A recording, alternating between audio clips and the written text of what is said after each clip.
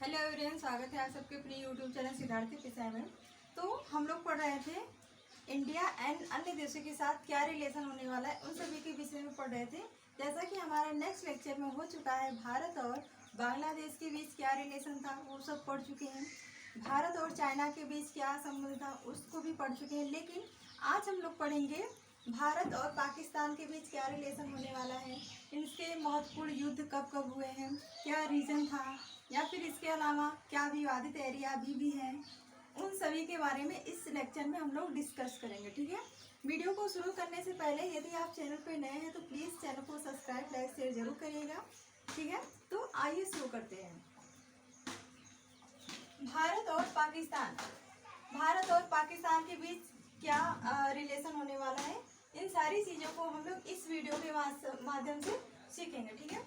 17 अगस्त यानी कि 17 अगस्त 1947 को इंडिया पाकिस्तान के बीच रेड क्लिफ लाइन को ये निर्धारित किया गया था। यानी कि जो रेड क्लिफ लाइन है इसको 17 अगस्त 1947 को निर्धारित किया गया था। वो भी किसके द्वारा? तो रेड क्लिफ एक व्यक्ति थे, उनके नाम के द्वारा। ठीक है, उनके नाम के आधार पर इस नाम को रखा गया था। सेकंड पे है हमारा नियंत्रण रेखा यानी कि LOC। LOC क्या है? जैसे हम लोग पढ़े थे भारत और चाइना के मध्य LAC पढ़े थे, लेकिन पाकिस्तान के और भारत के बीच है LOC। ये LOC क्या है? जम्मू कश्मीर एंड लद्दाख में भारत और पाकिस्तान के बीच इसे मान्यता प्राप्त नहीं है। यानी कि ये कोई एक मान्यता प्राप्त लाइन नहीं है, बल्कि इसे एक सीज फायर लाइन भी कहते हैं। यानी कि जो नियंत्रण रेखा है LOC, ये कोई मान्यता प्राप्त लाइन नहीं है, इसे सीज फायर लाइन भी कहा जाता है। इसके पहले जान लेते हैं कि जैसे हम लोग 15 अगस्त को आज़ाद हुए थे, एक दिन पहले इन लोग भी आज़ाद हो गए थे पाकिस्तान वाले। ये 14 अगस्त को मनाते हैं और हम लोग 15 अगस्त को मनाते हैं। ठीक है, स्वतंत्रता दिवस। आइए देख लेते हैं कि इनके मध्य सिंधु जल समझौता हुआ था, वो कब हुआ था और किसके किन दो व्यक्ति ऐसे थे उनके मध्य हुआ था और किसके माध्यम से कराया गया था। ठीक है। सिंधु जल समझौता 19 सितंबर 1960 को, यानी कि जो भारत और पाकिस्तान के बीच जो सिंधु जल समझौता था वो 19 सितंबर 1960 को किया गया था। और हमारे यहाँ के यानी इंडिया के PM यानी कि प्राइम मिनिस्टर वो नेहरू जी थे और पाकिस्तान के राष्ट्रपति आयूब खान जी थे। ठीक है। इन दोनों व्यक्ति के मध्य में विश्व बैंक की सहायता से सिंधु जल समझौता ये हुआ था। ठीक है। देखिए यहाँ पे भारत के PM नेहरू जी के साथ तथा पाकिस्तान के राष्ट्रपति आयूब खान के बीच विश्व बैंक की सहायता से यह समझौता कराची शहर में संपन्न हुआ था। यानी कि जो ये सिंधु जल समझौता है यह कराची शहर में हमारे यहाँ के जो PM थे नेहरू जी और पाकिस्तान के। ठीक है, तो ये पूरा प्रोसेस था हमारे सिंधु जल समझौता का। ठीक है, तो नेक्स्ट पॉइंट की तरफ बढ़ते हैं। 1947 इन मतलब कि जो भारत है और पाकिस्तान के बीच 4 महत्वपूर्ण युद्ध भी लड़े गए थे। उसमें से पहला है 1947 का प्रथम कश्मीर युद्ध, यानी कि 1947 में ही कश्मीर का युद्ध हो चुका था। उसके बाद सेकंड है हमारा 1965 में भी एक युद्ध लड़ा गया था, उसके महत्वपूर्ण कुछ फैक्ट्स भी होते होंगे। और ठीक है, थर्ड है हमारा 1971, यानी कि इस युद्ध में पाकिस्तान के पूर्वी हिस्से को काटकर बांग्लादेश का निर्माण किया गया था। यानी कि जो पाकिस्तान का पूर्वी हिस्सा है उसको काटकर एक बांग्लादेश, यही हमारा बांग्लादेश का निर्माण हुआ था। कब? तो 1971 में। अगला है हमारा 1999, यानी कि 1999 में कारगिल का युद्ध हुआ था। और इसके बीच फोर्थ है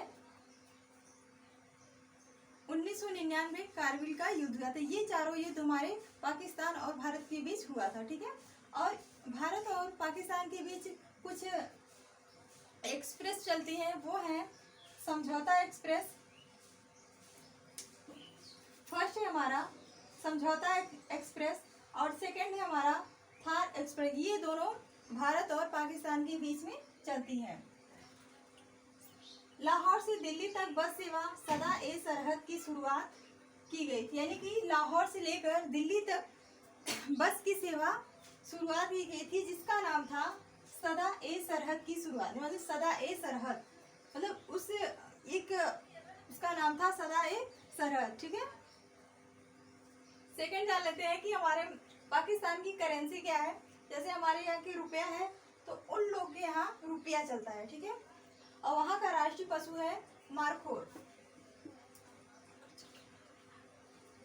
वहाँ का राष्ट्रीय पशु मारखोर है। ठीक है, वहाँ का राष्ट्रीय गान कौमी तराना, तो ये हाफिज जालंधर के द्वारा लिखा गया कौमी तराना है। ठीक है, हम लोग यहाँ जनगण मन जो गाते हैं, और उन लोगों के यहाँ कौमी तराना है, वो भी किनके माध्यम से लिखा गया है, वो हाफिज जालंधर के द्वारा। ठीक है, तो ये रहे हमारे पाकिस्तान और इंडिया के बीच। अब जान लेते हैं कि भारत और नेपाल के बीच क्या रिलेशन है। ठीक है, विश्व का एकमात्र देश जिसका राष्ट्रीय ध्वज आयताकार नहीं, यानी कि अन्य सभी जो देश है हमारे पूरे विश्व में, सभी का लगभग अगर देखा जाए तो जो ध्वज है, राष्ट्रीय ध्वज, वो आयताकार है, लेकिन हमारे ये नेपाल का ये आयताकार नहीं है, बल्कि कुछ इस प्रकार है। ठीक है, कुछ इस प्रकार से ये नेपाल का राष्ट्रीय ध्वज है। ठीक है, और ये यहाँ का सबसे रिसेंटली संविधान बनके तैयार हुआ है, तो वो 2015 में बनके तैयार हुआ है। ठीक है, 20 सितंबर 2015 को लागू हुआ है यहाँ का संविधान। यानी कि जो रिसेंटली एग्जाम में अभी हाल फिलहाल में कोई एग्जाम था, उसमें पूछा गया था कि जो रिसेंटली अभी किस देश का संविधान बनके तैयार हुआ है, तो वो है हमारे नेपाल देश का, जो कि 20 सितंबर 1915 को ये बनके रेडी हुआ है। ठीक है, आइए जान लेते हैं कि जो जैसे हमारे पाकिस्तान और इंडिया के बीच समझौता एक्सप्रेस, थार एक्सप्रेस चलती है, ठीक उसी प्रकार हमारे नेपाल और इंडिया के बीच भी ऐसे ही कुछ है जो इनके बीच इंडो नेपाल ट्रेन की शुरुआत, जिसका नाम है इंडो नेपाल ट्रेन की शुरुआत बिहार के जयनगर से लेकर नेपाल के कुर्था तक मतलब चलती है। यानी कि इंडो नेपाल ट्रेन बिहार के जो जयनगर क्षेत्र है वहां से लेकर नेपाल के कुर्था तक ये ट्रेनें चलती हैं। तो कौन सी? Indo Nepal train. और यहाँ पे पंचेश्वर बहुउद्देशीय परियोजना भी है। और साथ ही साथ आप जान लेते हैं कि जो माउंट एवरेस्ट है, जो हाईएस्ट पीक वाला माउंट एवरेस्ट है, 8,848 इसकी टोटल लंबाई है, 8,848। ठीक है, इसकी लंबाई है, और वहीं पे ये यानी कि नेपाल में ही स्थित है। और उस माउंट एवरेस्ट की चोटी पे चढ़ने वाली जो इंडिया की फर्स्ट लेडीज थी, वो है बछेद्री पाल। यानी कि इंडिया की फर्स्ट वुमेन जो माउंट एवरेस्ट पे चढ़ने वाली है, वो है बछेद्री पाल जी हैं। और वहाँ पे कुछ विवादित एरिया भी है, जैसे देखिए विवाद में है काला पानी, और लिप लेक जो है वो भी विवाद में है वहाँ। और वहाँ की जो सुगौली संधि है, ये भी विवादित एरिया में ही आएगी। और राष्ट्रीय खेल की बात करें, ये बहुत इम्पोर्टेंट है, क्योंकि 2022 में जब पेट का एग्जाम हुआ था, यानी कि पीईटी वाला, तो उसमें ये पूछा गया था कि जो हमारे नेपाल देश है उसका राष्ट्रीय खेल क्या है, तो उसमें दिया था पहले डांडी बियो। ये वॉलीबॉल ना देकर डांडी बियो दिया गया था, ये जबकि पहले था, लेकिन वर्तमान समय में वॉलीबॉल ही है।